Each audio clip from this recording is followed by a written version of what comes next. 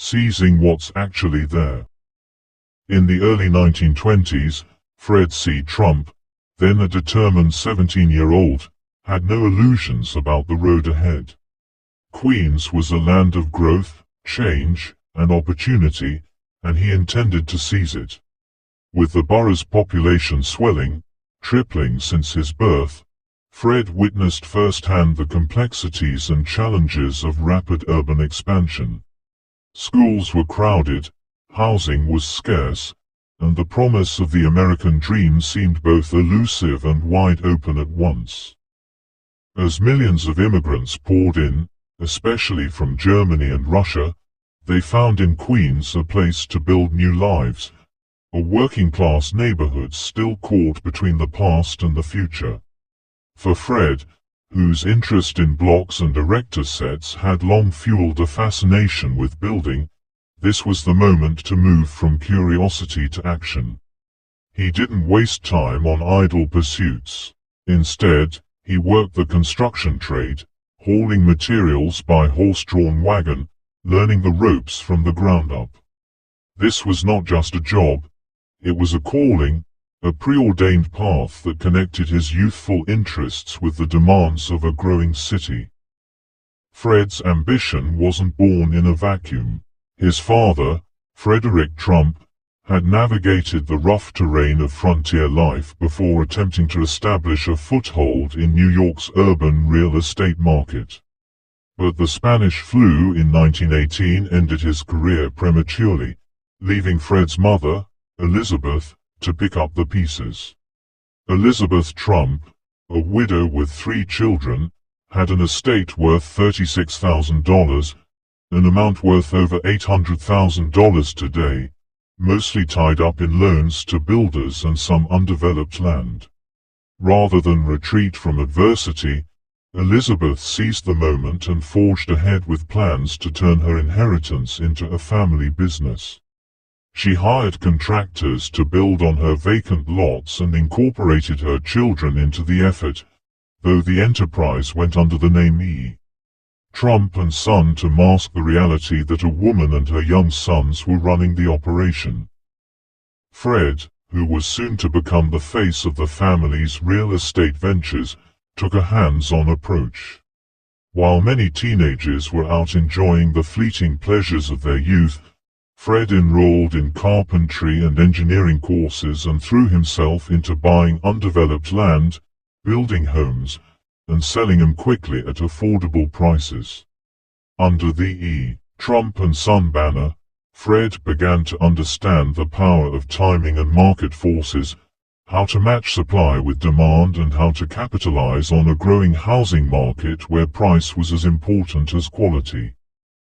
By 1925, the Trump family had moved to Jamaica, a rapidly developing area on the edge of the burgeoning urban sprawl.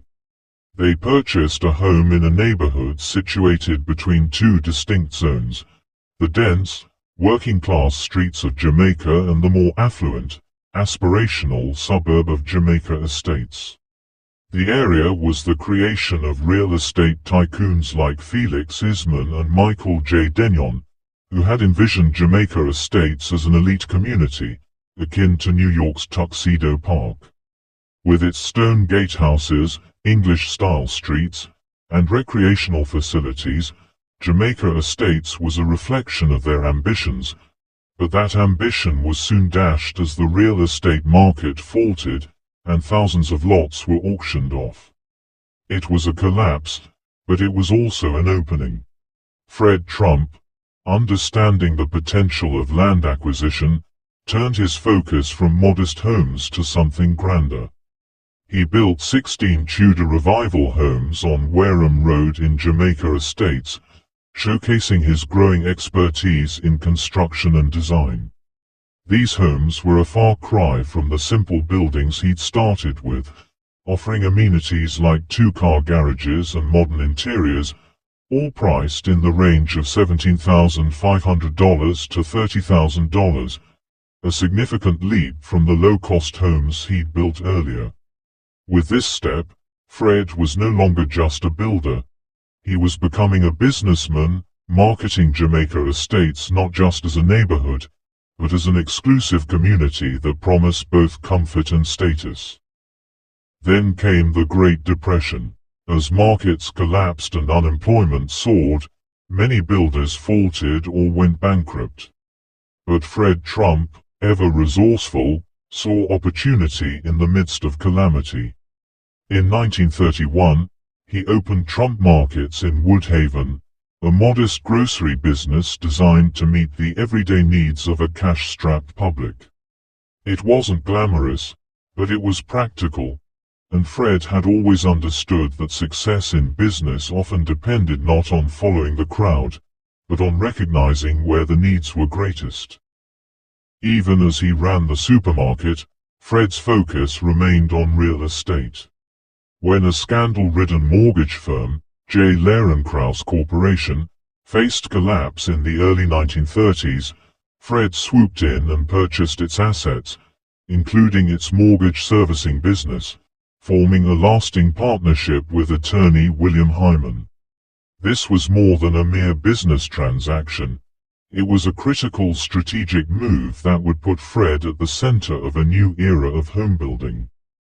The federal government's response to the housing crisis, embodied in the National Housing Act of 1934, offered Fred Trump a new opportunity. By creating the Federal Housing Administration, FHA, the government effectively guaranteed mortgages, making it easier for developers like Fred to finance large-scale projects. The FHA's approach to housing financing didn't just stimulate construction. It reshaped the real estate landscape by enabling the development of affordable homes for working-class families. Fred Trump capitalized on this, constructing over 400 homes on the former Barnum and Bailey Circus grounds in Brooklyn. Many of them sold for as little as $4,390, an affordable price made possible by the FHA's backing. Fred's success was no accident. He understood both the power of government intervention and the importance of efficiency in his own operations. His construction methods were streamlined, using an assembly line approach to maximize productivity. His meticulous attention to detail in cost control, refusing to borrow, salvaging unbent nails, was legendary. The homes he built were designed with practicalities in mind, offering affordability without sacrificing quality. By marketing his homes as a stable investment in uncertain times, Fred established himself as a leading figure in the housing industry. In 1941, Fred Trump acquired a prime 55-acre site in Brooklyn, recognizing its potential before anyone else. With war looming and the nation's economy in turmoil, Fred's ability to see opportunity in difficult times was demonstrated once again. Within months, he turned the property into a construction site, building more FHA-financed homes for a growing middle class. His pragmatic approach, focusing on what was achievable and delivering results, laid the groundwork for his eventual success. Fred Trump's story is one of seizing opportunity, not just in times of prosperity, but in the face of crisis. Where others saw despair in the Great Depression, Fred saw a market in need of affordable housing. Where others saw a stagnating economy, Fred saw an opportunity to build a new America, one home at a time. His rise was not due to grand theories or schemes, but to a relentless focus on what worked, a willingness to take calculated risks, and an uncanny ability to turn adversity into opportunity. The lessons from Fred Trump's career are clear. Success is not a product of chance but of vision, hard work, and the ability to adapt. In an ever-changing world, those who are able to read the signs and act swiftly will find the greatest rewards. Making me hot. By liking and subscribing.